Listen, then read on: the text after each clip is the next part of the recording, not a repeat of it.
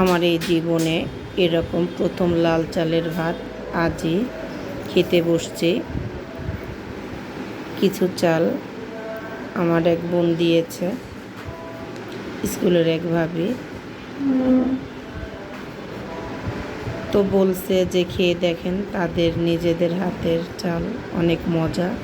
আসলে আমি কোনো দিনই খাইনি, তো আজ রান্না করলাম, দেখি খেতে পারি কি না।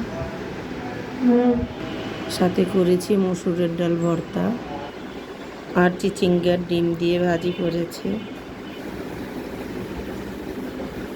ভাতগুলো আসলে ভেঙে গিয়েছে, বুঝতে পারছি না এরকম ভাঙলো কেন।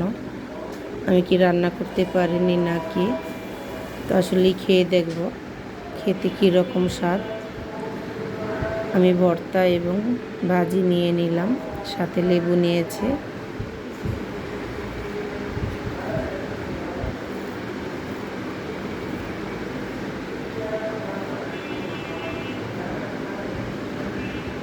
বিসমিল্লাহ।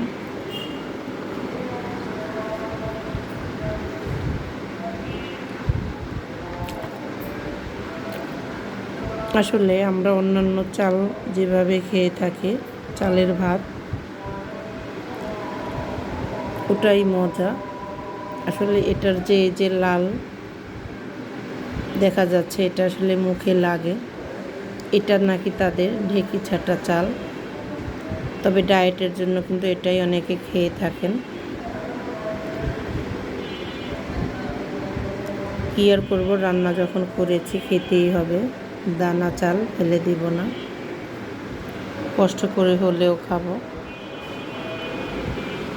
কে কে এই চালের ভাত খেয়েছেন বা খেয়ে থাকেন জানাবেন।